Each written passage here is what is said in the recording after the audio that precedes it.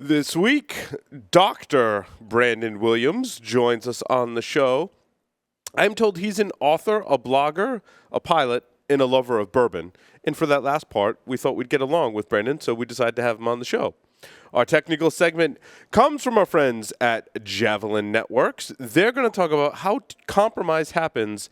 Active Directory is vulnerable, so we'll get some technical aspects of Active Directory from our fine friends at Javelin Networks. In the news this week, Gravity Scan is a WordPress site scanner. Police swoop in on a gang that planted a Trojan on 1 million phones. That's a lot of plastic condoms going over phones. Ransomware and the Internet of Things. How to avoid damage from insider threats. A wormable code execution bug in Samba. I guess that's kind of a big deal as well. Twitter allowed at one time for you to tweet from any account. That's kind of interesting. And stories from a different show that I somehow ended up in my show notes. And more. All that and more on this edition of Paul's Security Weekly. This is Security Weekly. For security professionals, by security professionals. Broadcasting live from G-Unit Studios in Rhode Island, it's the show where exploits run wild, packets aren't the only things getting sniffed, and the cocktails flow steady. It's Paul's Security Weekly.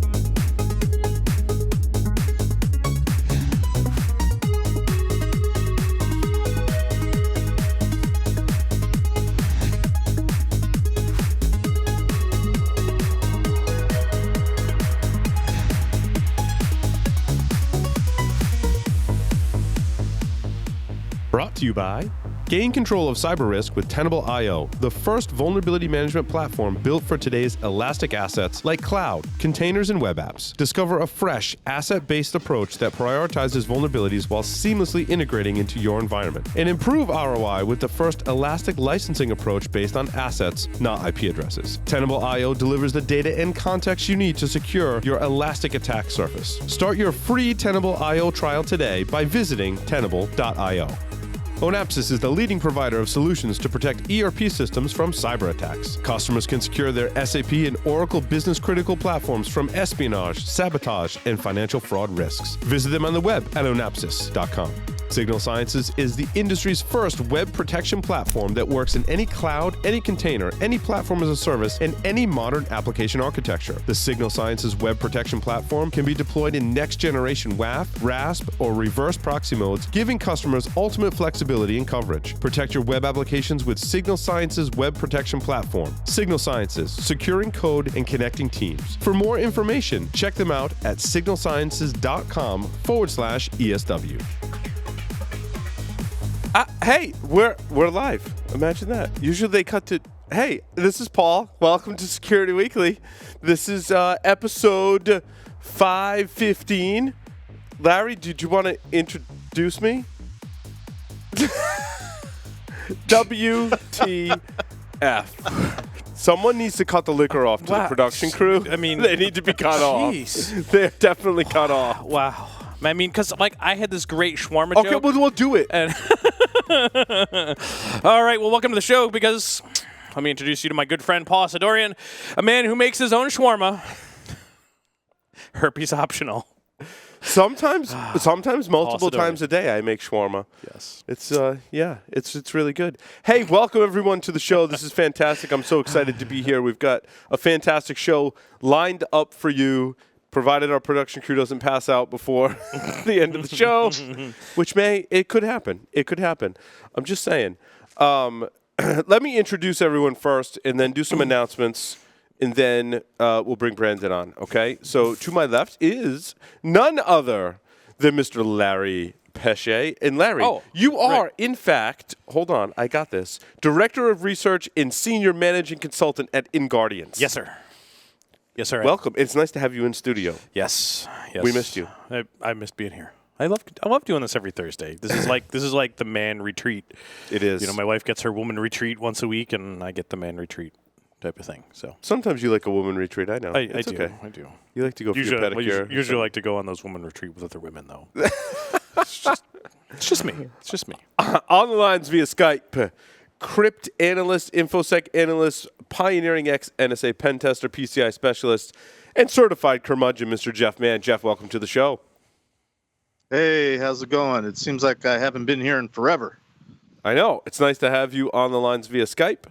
Also, we have Mr. Jack Daniel, who works for Tenable Network Security and is the co-founder of Security B-Sides. Jack, welcome to the show. Thank you very much. Speaking of Great curmudgeons. to be with you. Yeah, speaking of curmudgeons, fellow curmudgeon. And a very special appearance. Hello, curmudgeon.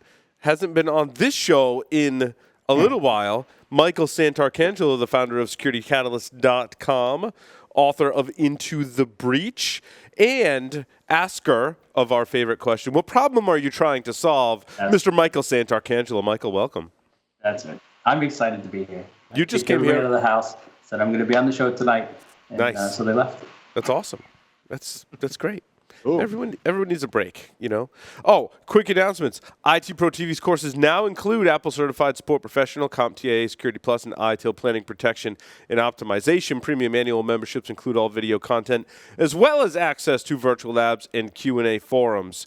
If you're not a Security Weekly listener or viewer, you'd pay $85.70 a month or $857 per year. But since you are, if you're hearing me say this, a Security Weekly listener or viewer, for a limited time, you get 30% off monthly membership for the lifetime of your active subscription using the code SW30. That's right. I was going to say, Paul, if they're not listeners, they're not hearing you talk. That's right. That's right. You worked it out. I did. I got really good at reading that ad, which means they're going to switch it out on me. Perfect. The SANS Pentest Hackfest Summit call for presentations is now open, hosted by renowned hacker and SANS instructor, Mr. Ed Scotus. They're looking for presentations on attack techniques, remediation, challenges to existing security methodologies, and more. I'm going to cut that short because you know what? Tomorrow at 5 p.m. is the cutoff. So if you haven't thought about your CFP submission by now, by the time you hear this, it could possibly be too late. If you are listening live, perhaps, and you want to submit a CFP, SANS Pentest Summit, Pentest CFP at SANS.org with the subject line, SANS Pentest Hackfest Summit CFP 2017. The event will take place November 13th through the 14th at the Hyatt Regency in Bethesda, Maryland. That's right. Are you going to Hackfest, Larry? Did I ask you this already? You're going, yeah. Okay. Yep, I believe I am. Well, let's put it this way. I am teaching there, but I'm unsure if I'll be there for the 2 days prior. I probably should submit something to the CFP. You should do that tomorrow before 5 p.m. Yeah. That's what I'm saying. Yeah. But I'll be there teaching. That's excellent. Dr. Branden Williams is here with us. He has 20 years of experience in business technology and information security. Branden, as I said before, does all that stuff, and then in his spare time, he actually has spare time, which is interesting, you'll find him flying airplanes, chasing storms, or manning a barbecue pit. But tonight, he's on Paul Security Weekly. Branden, welcome to the show. Hey, guys. Thanks for having me. Yes, it's nice to... Now, you haven't been on the show before? No, I've not been on the show before. Okay. I didn't think so, but I didn't do any extensive research to figure that out. So it's okay. We're at a new low, right? That's right. 515 is a new low. That's it. New low. Branden's on the show. It's all downhill from here. So, Branden, why don't you tell us how you got your start in information security? Yeah, so I don't know if it's a very interesting story, but I used to be a network administrator, a system administrator, like a lot of guys that you hear and folks that are listening. And we had a box that got hacked, and it really interested me what the guy did. He busted in through an IMAP vulnerability. It was a service that shouldn't have been run in the first place, and made up some fake domains and put some websites on there. And it just sort of got me really interested in, like, how can I do better protecting, from the outside. And then when I was running the ISPs I had to protect myself from the users that were using the ISP. This was mid-90s, so there were some weird guys out there, still are. I was going to say that had to be like mid to late 90s if it was an IMAP vulnerability. Yeah. Right. There's some excellent trivia questions with some of those older vulnerabilities. That may be one that we dig into in our next round of trivia. So, Brandon, you recently, or not so recently, gave a talk at RSA on how consumers don't care about breaches. And I think that's interesting because we cover breaches pretty much every week here on the show, and we often speculate if consumers care or not. And on our show, just as a track record, most of the time we agree consumers probably don't care. However, I have seen more recent research that says consumers really do care, maybe for a period of time, but it wears off quickly. What's your take on the issue? Yeah, so the original reason I decided to do this research is I was on a warpath when I was working at First Data, and I was trying to find any sort of FUD related to our products and kill it. And somebody put a presentation together, and there was a slide in there that's quoted a very prominent research firm, incorrectly quoted, but said that 70% of customers would not go back to a place after been breached. And then right next to it was like a Home Depot logo and a Sears logo and a Target logo, and I'm like, pretty sure those guys are doing fine. Yep. So I really dug into it, and what I discovered is a couple of things. One of them is that the research methods that people were using are flawed. They're using something called effective forecasting, which is where, like, you go to somebody on the street corner and you just ask them, you say, hey, you see that, Orange Julius over there, it gets breached. Are you going to go back? Because we went way back in time for a minute there. Yeah, I was going to say, And, man, I haven't been to an Orange Julius since like the 90s. So you would say Orange of course Julius is like a drink, right? Was that So like a it's restaurant chain? Hold yeah. on, fill me in. It was a shop. restaurant. It's like the original smoothie. Oh, okay. Gotcha. Sorry. Continue. No, so you ask the consumer this question while they're looking at the Orange Julius, and they say, well, of course I don't want to go back because, you're programmed that's a bad thing that happened, and you should say to the person looking at you that you shouldn't go back. But we already know that's not the case, right? Because we have the bystander effect where, you could go up to somebody on the street and say, hey, there's a crime happening over here. Are you going to call the police? They'll tell you, yes, they will. But in reality, when that actually happens, they don't. They wait for somebody else to do it. So what I also looked at was, when I say consumers don't care, I think consumers, they have a reaction to it, but they still use their money at those stores. And so as an example, with Target as an example, if it's Saturday night at 9:00 and you're out of diapers and you've got a newborn at home and Target's the closest store, you're going to Target and you're probably using your credit card to pay for the diapers and the 6-pack of beer that you're going to buy, right? And Hold on. Wait a minute. Couple of points there. In Rhode Island, we can't buy beer at Target. It's a tragedy. Can't buy liquor or alcohol or any type of alcohol at Target. That's right. And also, when you go to Target to buy diapers, you're spending at least $120 on other stuff that you didn't know you needed until you walked into Target. And none of it alcohol. In Rhode Island, none of it alcohol. Well, either way, you're going to walk away and you're going to use your credit card to pay for all that stuff, the non-alcohol sad shopping cart that you put together. Yes. Well, that might be good stuff in there. Anyway, Maybe. No, you're right, though. Yeah, so what we did is I polled 1,000. It was about, I think it was 1,031 respondents. And their only requirements, they had to have a credit card or debit card. It had to be between the ages of 18 and 70. And unfortunately, it is limited to the U.S. So this is U.S.-focused research, could be different in other parts of the world. But, even when you talk about awareness, what we did is instead of asking them if they would go back, we asked them if they were aware of any of these breaches after we asked them if they'd shopped at one of 15 stores. So in order to qualify, you had to have shopped at Home Depot, Target, Toys R Us in the last 12 months. If you did qualify, then we'd ask about awareness of breaches. And as you can imagine, like Home Depot and Target are really the only two that people really, gravitated towards. And then in your research, did you find that they still shop there, obviously? Absolutely, and they would come back within a month. So, really what the end game for this is you got to view breaches more like a natural disaster, a hurricane, a flood, something like that, right? It does have a material impact to the company when it comes to capital reserves. If you wanted to expand 30 stores next year, guess what? You're probably not going to do it if you have a huge cash outlay that you're going to be spending on fixing security things and lawyers and other stuff like that. And it does impact your cost of capital too. So long term, as you go to borrow more money, it's going to be more expensive because you lower your asset base in many cases. So it's still one of those, if I can survive it for a couple of months, customers will come back. But that's true, Brandon. Talk about the sociology aspect of that. With really any major catastrophic event or even minor catastrophic event, right?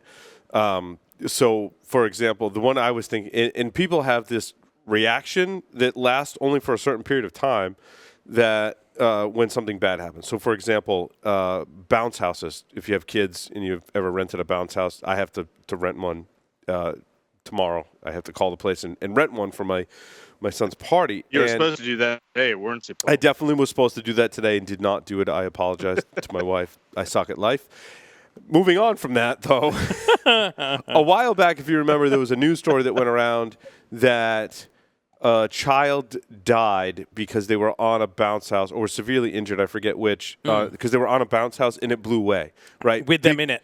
Big gust of with them in it. Big gust of wind came, blew the bounce house away. Best bounce house ever. For a while, everyone was like, "Oh my God, I'm not letting my kid go on a bounce house."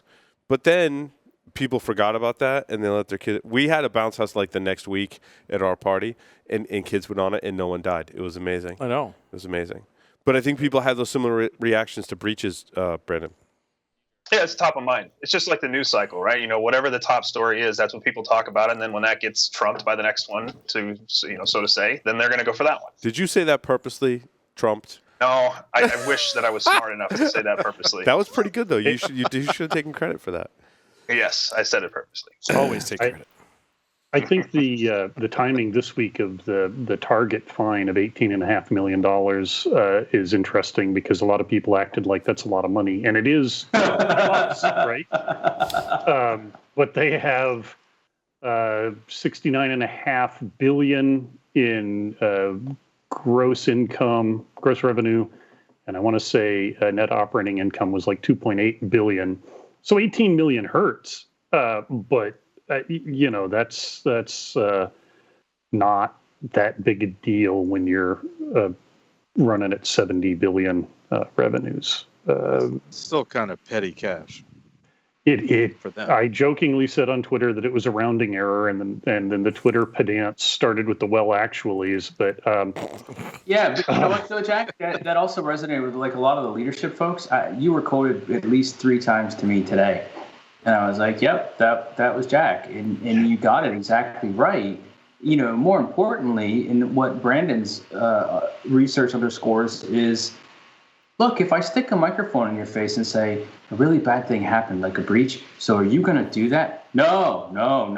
But if we go look at actual behavior, it turns out, yeah, they don't actually care. And so where people always get weirded out then, right? So there's like 3 basic reactions to that Target stuff. Either, well, that's a lot of money, or, well, see, that's not enough money.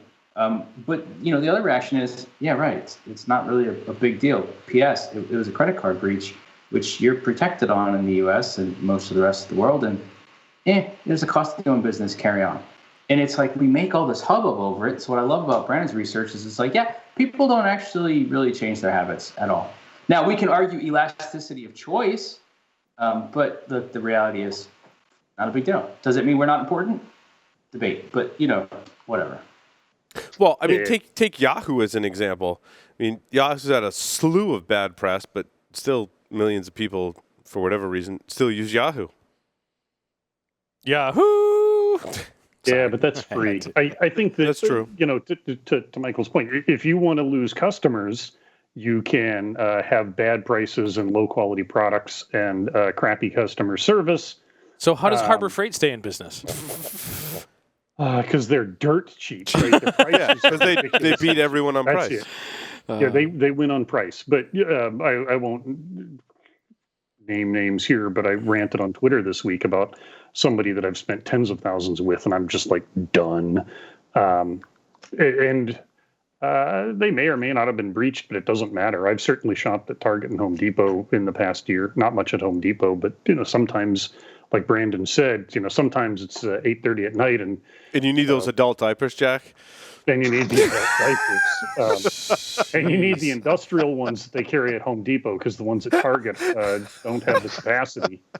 Because some of us don't have tiny bladders like Paul. Wow. How was that for flipping it, huh?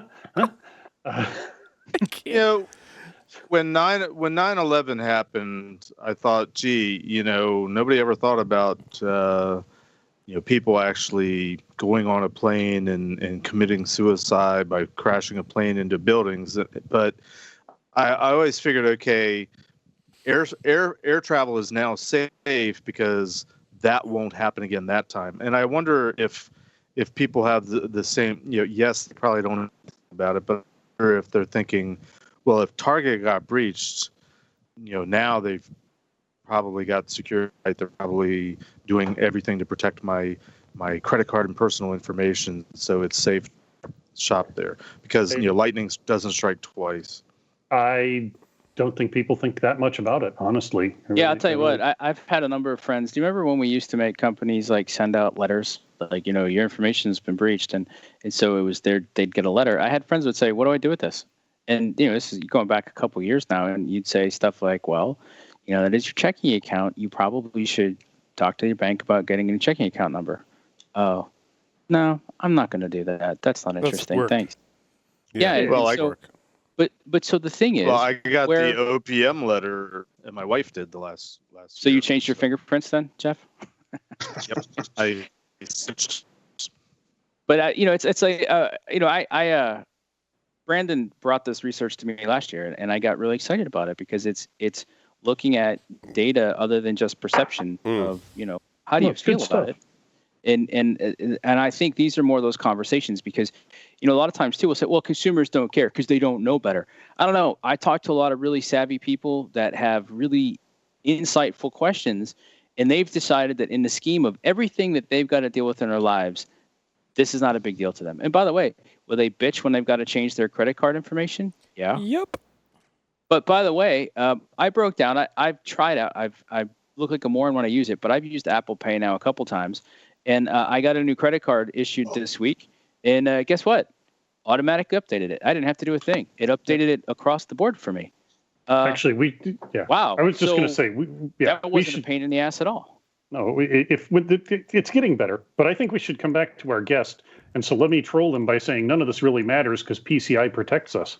I thought you were going to go there or chip and pinch. I had a segue similar to that, but Jack did it better. Yeah, I'm not a huge fan of what's happening in the PCI space much anymore. I don't think that's a news flash to anybody. It's sort of changed quite a bit from its initial days.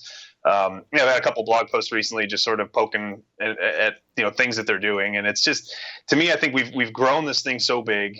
It's the compliance rates are going down, and the breaches are still happening. That's usually a bad formula, meaning that it's not effective. And I think the compliance rates are going down not only because of certain changes in the standard, but just because it's difficult to do it 100% of the time, all the time. That's the same word, just different ways.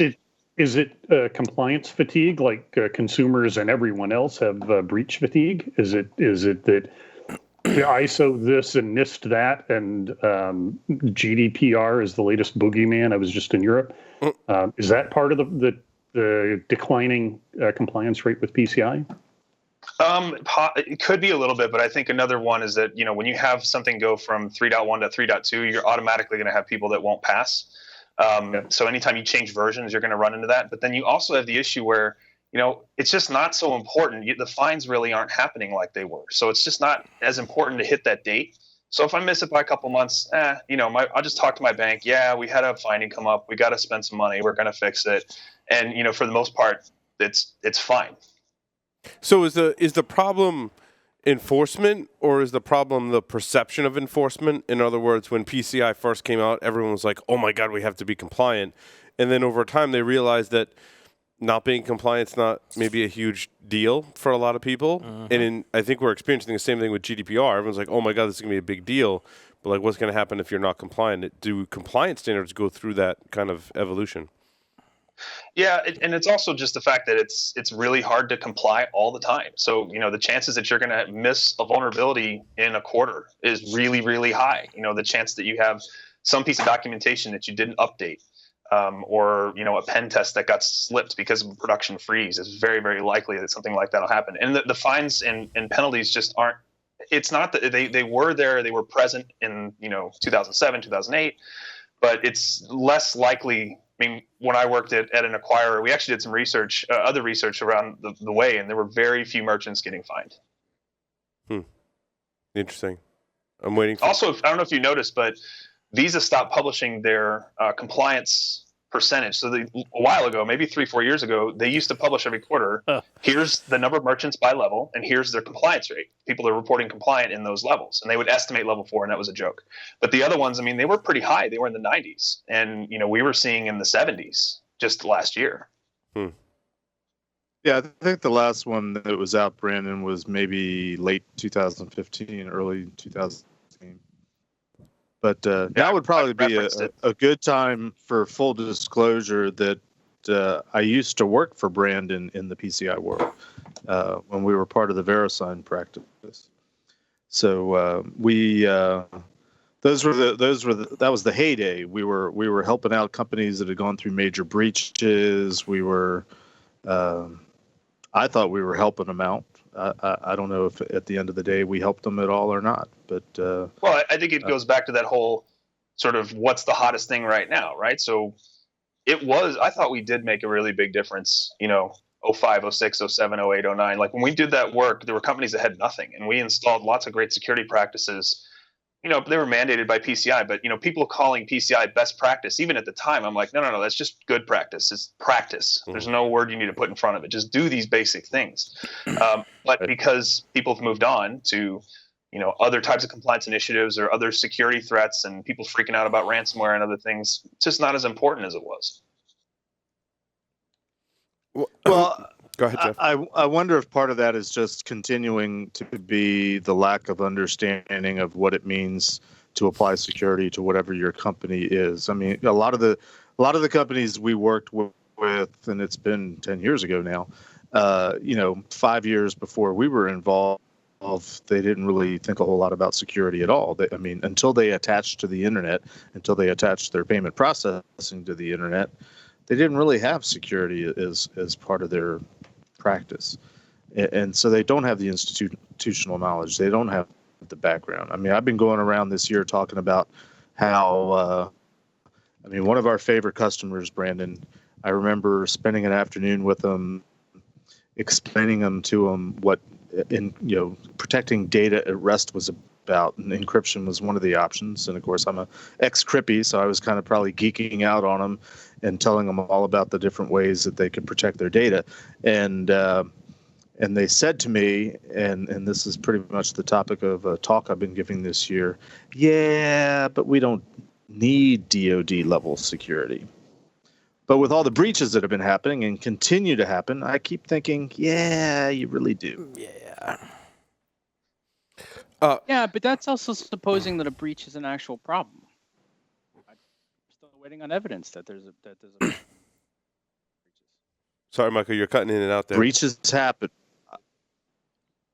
It's just trying to understand if breaches themselves are a problem or they're just a symptom of something. Like we're fixated on a symptom, but there's also car crashes that happen still, right? People still rob banks. The problem in the breach, the problem is if people get to the data and do something with it or whatever. I think you're splitting hairs a little bit. I mean, breaches in PCI world means credit card data has been stolen. Has the credit card data then been turned around and used to commit fraud? Yeah, maybe that's a different issue. Has the recent attack trends towards ransomware mean that attackers don't care so much about credit cards? They can make more money with ransomware? Sure. I mean, when you get the card now, there's a lot of controls. EMV drives that. You can still run a card not present transaction, so e-commerce transactions, and as soon as I want to say it was maybe 2011, 2012.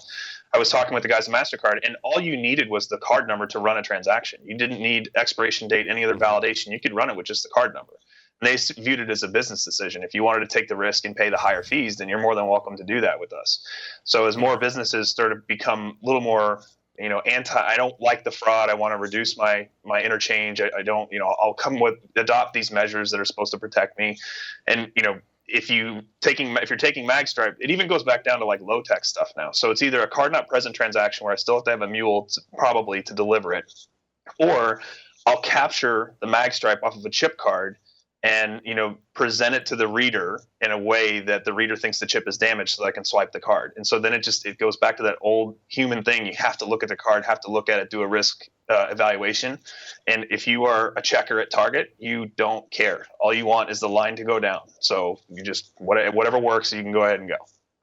So, but have merchants or the retailers impacted the effectiveness and ability of attackers to make money so that they've moved on to other things? Is that a trend that we're seeing? I would say yes. I would say that the value of cards continues to drop just because you have a lot of breaches and they're more difficult to use without additional data elements.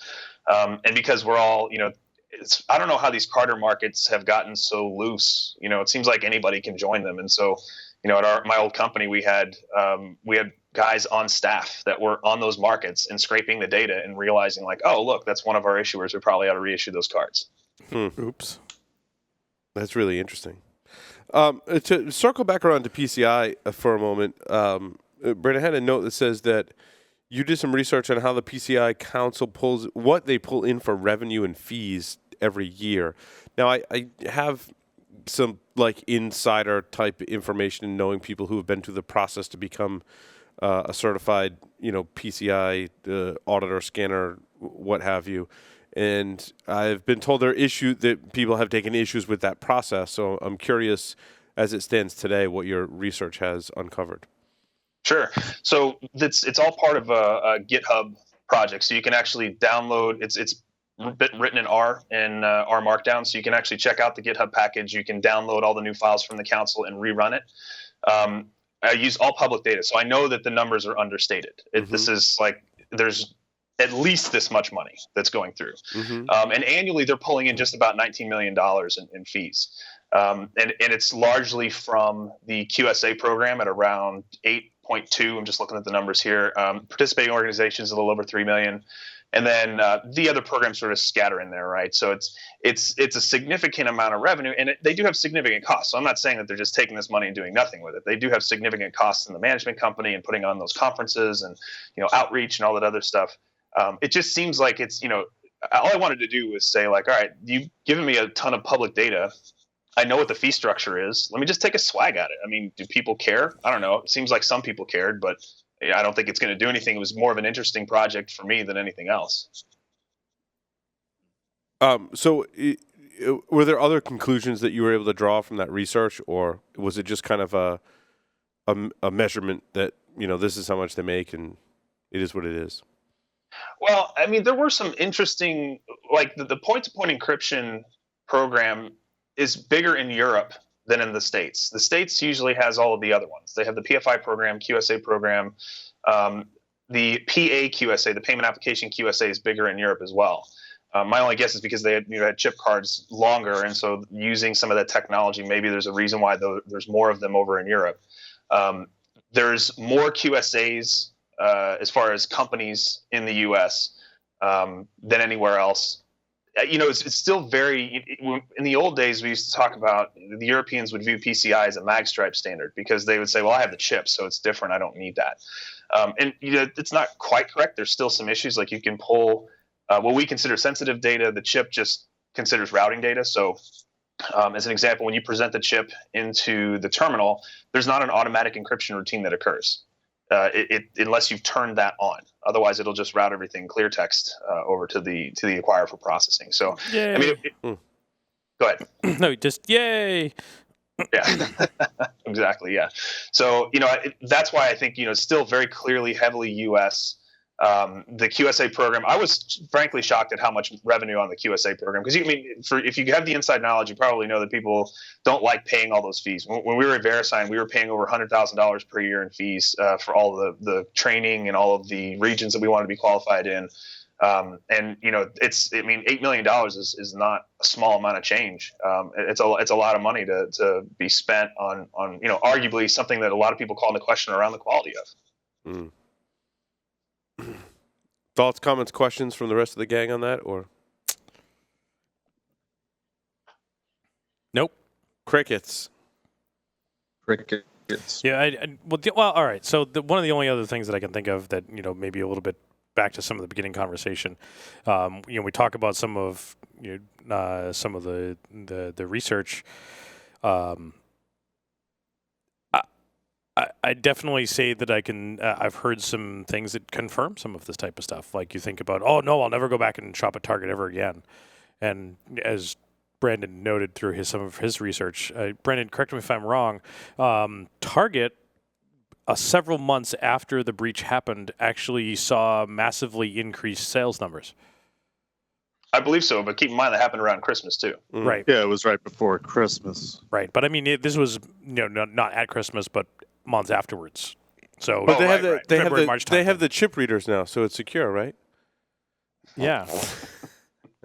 Actually, it's funny. I used to sit on the EMVCO board. I don't know if that's funny or not, but when I was talking to the lady from Target, she said that they, because they're in this huge reactive mode from the breach, and they put the chip technology in, and they actually did a lot of work that to speed up the transaction. So this was always one of the biggest complaints is like, I'm gonna have to hire a bunch of checkers because the transaction time takes forever to interrogate the chip. They did a lot of work on optimizing the algorithms inside the terminal and sort of doing things in parallel that sped up the overall transaction time. And it was good for the U.S. market to learn how to do that because we were, stubborn and hadn't implemented this, by the way, 25-year-old technology since, any earlier. So it was good to get their help on some of that stuff. Yeah, but I don't know how we're still as bad as we are in the U.S. Just having come back from Dublin, where the little handheld things. Oh, you have to go there, Jack. Yeah, the little handheld. You know what was going to things. happen, Michael. We're going to talk about chip and pin. We're not going to do chip and pin. So just chip and sig. Just chip and signature, right? Chip and sig. Just so using the same tech we have here, the time, the speed of transactions is just so much faster over there. Told you. And yes, Target has done things, but I think your reference, Brandon, to checkers is hysterical because as if there's somebody that you can give money to at any of the big box stores. There are the automated checkout things which can't figure out how to weigh something light and don't understand heavy things either, and therefore, they have like 3 people standing around to help you check out automatically and speed you through. But that may be a pet peeve too. The other thing too, when you look at those chip cards in Europe, that was designed for offline transactions initially, right? Because telco here was cheap, so we ran everything in an online transaction, meaning that right. Online in the old days were dial with a modem. But in Europe, they would make 1 call per day and do batch transactions. So if somebody presented a card that with a mag stripe with no money in it, they would walk out with the goods and there was no way to recover it. So with the chip in the old days, if you remember, there used to be stored value cards. So the value of the account would be stored on the chip. And people had figured out how to game that to where they put, thousands of dollars on a chip on an account that didn't exist because there was no live transaction. So I think, here, we're geared to do live transaction monitoring. We have a lot of fraud systems that help catch stuff. So the chip thing, didn't need to evolve into us this quickly. But, to Jack's point, like we really got to do a lot of work on speeding up that transaction. And there were some people in the chat, by the way, talking about, Apple Pay or NFC transactions. And those still are. I wanted to ask you about that, Brandon. So I use Android Pay. I used to use Samsung Pay. There's Apple Pay. I'm missing some, and then but individual retailers now have their own like pay systems through their app. Walmart has one. Yeah, and like I think CVS is implementing one. Like, and it's just really frustrating. Like, I just want one app. Like the security of it all concerns me. But now if it's being spread out through all these mechanisms, but what are the risks of using these smartphone essentially payment systems? So it's a lower risk actually, because when you look at things like Apple Pay, it's a token that is sent down. It's an EMV token, but it's a routable card number that gets sent down to your phone and stored in a secured element. But it's not the underlying plastic. It's not the number that's on the plastic. So it's contextual. If someone were to capture that, they couldn't put it on the back of a card and try to run it in magstripe because that number is the bin. You get a separate bin. Like, this is an Apple Pay bin, which means that if this is routed, if this number is presented, it must be presented in the context of an Apple Pay transaction. But to your point, why there's so many of these things and there's, so many different technologies and implementations, which is why the people that are declaring that the plastic in your wallet is going to be gone in 5 years are smoking something. Like, it is still the easiest thing to do. And I remember I don't think they do this anymore. The cards themselves used to have the radios embedded in them. And I love that, man. I love you just kind of wave it and go. It was great. But, that was faster than MagStripe. Right. Certainly faster than the chip reader. I find the smartphone payment is faster than the chip, except if you're at a drive-through, then you got to like hand your phone to the person, that's just awkward. Like, I don't want someone else holding I'm like, no, you can't have you can give me your reader, but I'm not giving you my phone. Kind of thing, right? Do you think we'll see a consolidation of the platforms on the phone, or are we just always going to have to carry a stinking piece of plastic? I don't know if we're going to see I don't think consolidation anytime soon. I think people are still trying to figure out and capture different parts of the value stream, figuring out what's the best way to do it and how can I reduce interchange and reduce dependence on interchange as much as possible. And I mean, if you look at how we consume media now, I mean, there's a great parallel that goes there. In fact, just a quick side note, there's some research released that talks about how Netflix is actually destroying our society. And the reason why it's destroying our society is because people will pick a show, you get small groups of people that tack onto a show and they're able to communicate through online mediums. But if you think about in the 60s and 70s, there was 4 channels. Like, everybody the next day talked about whatever the big cliffhanger was, whatever show it was. It brought people together. Well, now if everybody's doing streaming on demand Netflix, or I have my Apple Pay friends and I have my Samsung Pay friends and I've got, whatever Starbucks little clicky thing that they, the QR codes and stuff, you sort of see how people get fragmented and it's getting to, I'm going to pick my thing that I like to use and I'm going to shop at merchants that support my thing that I like to use. It's interesting. Yeah, that started with Discmans, though. I mean, when people started putting their own music on their own devices that they could put in their headphones, their earbuds, and just listen to their own thing.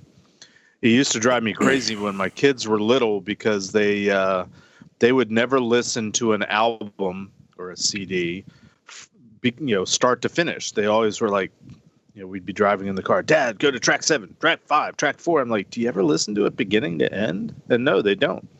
But I had a question for Branden and for everybody.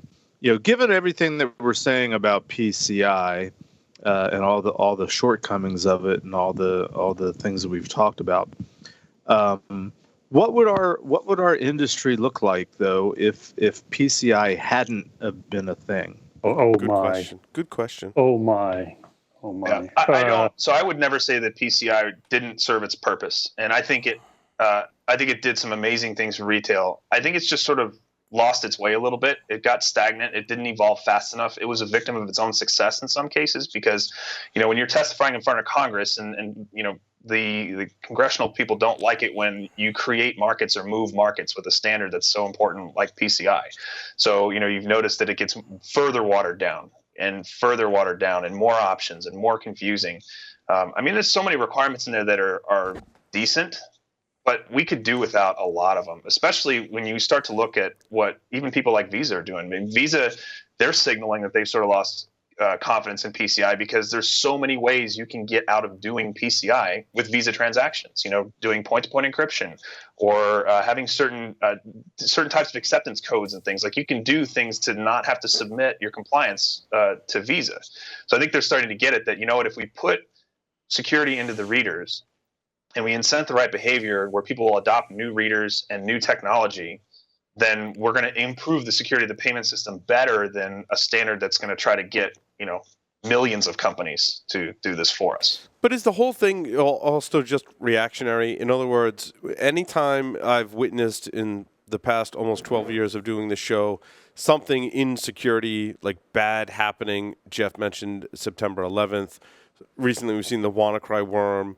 We've seen, breaches.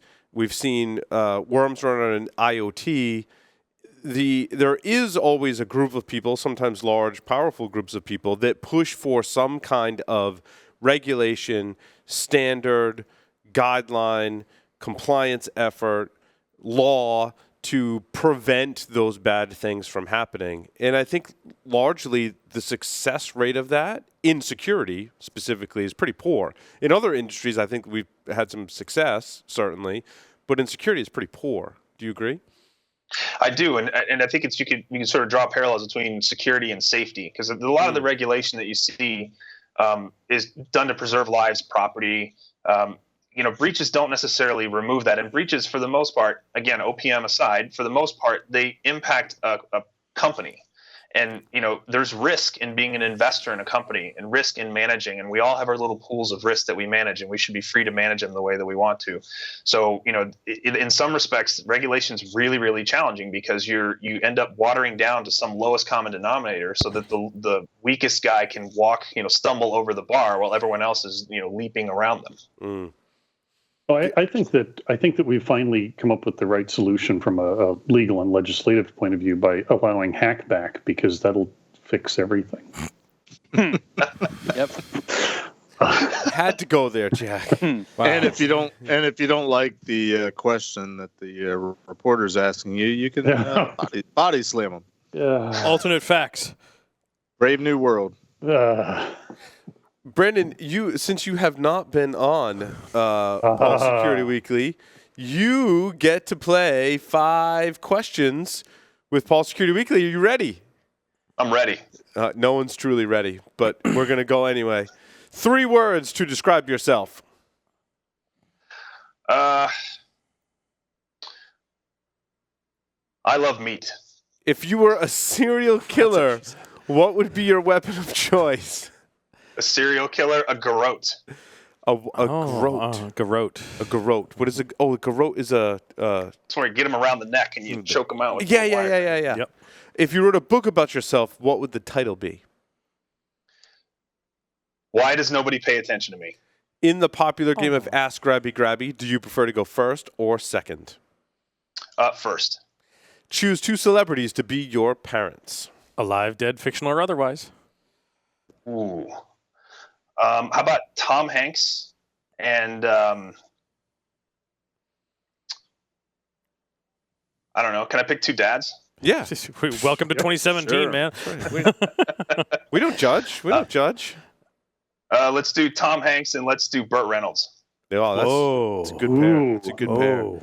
You get the funny, you get the handsome, sexy kind of thing going on. I like it. And then you get Tom Cruise. Well, Branden, thank you very much for appearing on Paul Security Weekly. It was wonderful chatting with you. Some very thought-provoking things about compliance and risk.